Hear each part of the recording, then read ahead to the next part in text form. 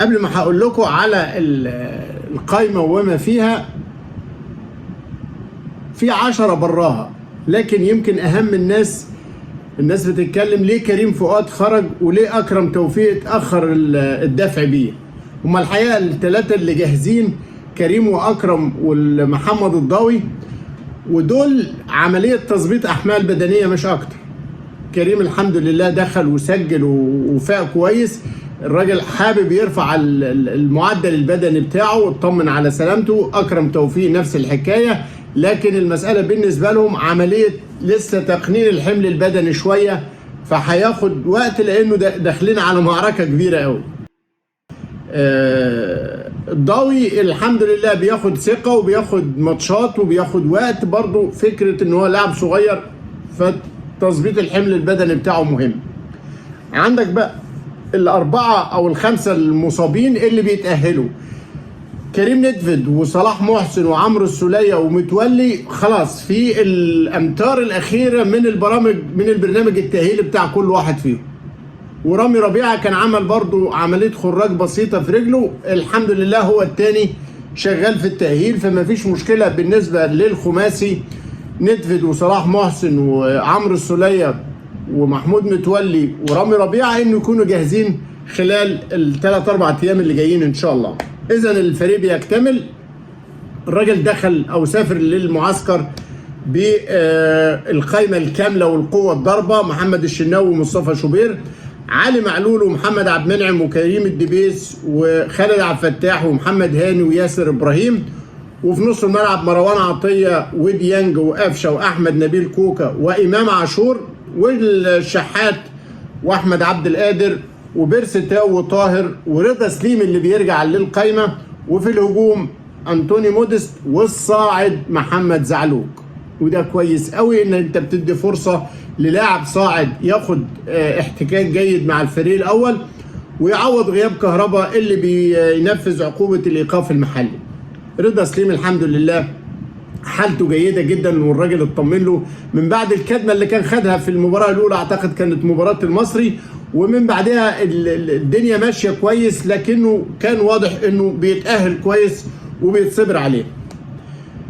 امام عاشور بقى في مرمى الاهتمامات الشديدة جدا. امام عاشور اليومين اللي فاتوا ناس كتيرة قلقت على اصابته، وهو الحمد لله ما كانش فيه اي حاجة والدنيا كانت كويسة جدا، بل بالعكس النهارده اتمرن كويس قوي، امبارح كمان اتمرن كويس، والراجل خلاه يزود كمان بعض التدريبات التخصصية مع كارلوس في بعض النواحي التخصصية اللي محتاج يكملها له، خلاه يكمل كمان مع كارلوس تدريبات تخصصية إضافية. فالحمد لله حالته كويسة جدا، ما عندوش أي إصابة ولا حاجة تمنعه أو تعيقه على استكمال قوة الفريق. لكن خدوا بالكم حاجة، إمام عاشور يا جماعة كل ما هيلعب ماتش كويس إن شاء الله ويفيد الفرقة، هتبص تلاقي المشاكل طالعة من الناحية التانية، ما بين اجتهادات وما بين إشاعات وما بين بقى يعني إزاي خدتوا إمام عاشور.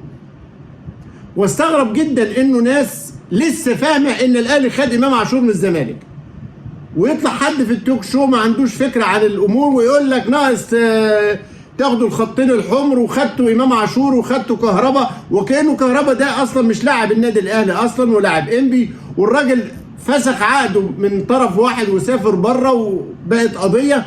لا طب وامام عاشور، امام عاشور انت بعته الميتلاند الدنماركي وقبضت فيه فلوس، وكان متاح ان انت ترجعه، وانت سعيت ان انت توديه لبيراميدز عشان ما يروحش الاهلي. فلا، محسوب ان الاهلي خده علشان يوقع الزمالك ما علينا، ده كلام فارغ جدا. اعتقد ريحه الشياط هتعلى اكتر كل ما امام هيلعب ماتش كويس. فكويس قوي انه يسمع كلام الكابتن خالد بيبو وكلام مارسيل كولر ويقفل ودانه خالص، ملوش دعوه باي حاجه، فقط يركز في الملعب. ملوش يعني مزيد من التألق ومزيد من النجاح له، هي مزيد من الشياط في أماكن أخرى. لكن أتمنى الناس كل حد يركز في فرقته وكل الناس يشوف أموره، لأنه القضية كانت واضحة وظاهرة للجميع.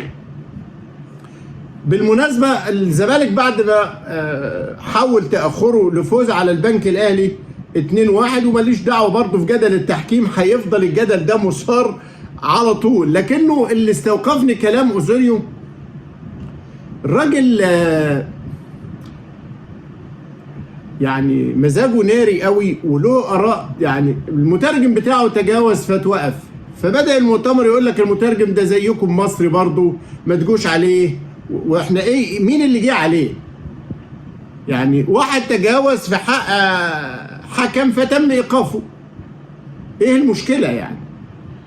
وبعدين يقول لك انا رحت للجهاز الفني بتاع البنك الاهلي عشان ما يضغطش على الحكم الرابع ويكلم الحكم. انت مالك؟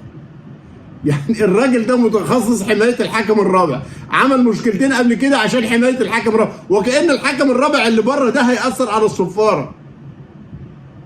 لكن قال لك انا عندي عقود من عرض من البرازيل، لكنه انا متمسك وسعيد بالزمالك، واحنا كمان سعداء بوجودك مستر اوزوريو. كمل كمل بس وربنا يكملها.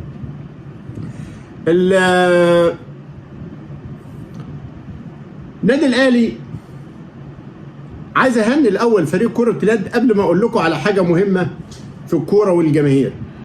السلام عليكم ورحمة الله وبركاته. طبعا يا كابتن منيسي، إمام عاشور هيتم عامل شرط في نادي الزمالك لفترة طويلة لا يعلم مداها إلا الله، والتوفيق ربنا لإمام عاشور هيطول الفترة دي. إن إمام عاشور الصفقة بتاعته هي صفقة القرن الحقيقي اللي تمت السنة دي، لأن كنت قفا جامد وصفعة جامدة لنادي الزمالك، لأنه لعيب من طراز عالمي موجود في الدوري المصري. وقلنا الكلام ده من قبل ما يتعاقد النادي الأهلي مع إمام عاشور، من أول ما حاولوا يهيجوا الجماهير على إدارة النادي الأهلي عشان خاطر يتراجع عن الصفقة بتاعت إمام عاشور. قلنا إن إمام عاشور هيفيد الأهلي جامد، فايدة فنية كبيرة وفايدة معنوية في الضرب في المنافس المباشر بتاع النادي الأهلي في مقتل قدام جماهيره، إنه إزاي يفرط في لعيب زي إمام عاشور. ولغاية آخر لحظة كان ممكن إمام عاشور يمضي تاني لنادي الزمالك، ولكن طبعا نادي الزمالك ما كانش يقدر يدفع حاجة لميتلاند، لأن كانت مادياته كانت صعبة جدا ولغاية دلوقتي لا زالت صعبة. ما كانش ينفع يدفع الفلوس اللي كان خدها من ميتلاند عشان يرجع إمام عاشور تاني، هو خلص منه عشان خاطر يحل مشاكله المالية، فما كانش ينفع يجيبه تاني، فحاول بقدر الإمكان يوديه البيراميدز أو أي فريق تاني. وطبعا إمام عاشور الفاهم الواعي الراسي اختار النادي الأهلي عن قناعة واقتناع تام إنه بيصنع لنفسه مجد وتاريخ مش هيصنعه في حتة تانية. فكان المستفيد الأكبر من الصفقة ديت إمام عاشور بذكائه، والنادي الأهلي إنه استفاد من الموهبة الكبيرة بتاع إمام عاشور. والكل دايما بندعيه كل حلقة لما بتيجي سيرة إمام عاشور إن ربنا يحميه من الإصابات. كنت أهلاوي أصيل من عشاق الرياضة المصرية، ادينا لايك واشتراك، والسلام عليكم ورحمة الله وبركاته.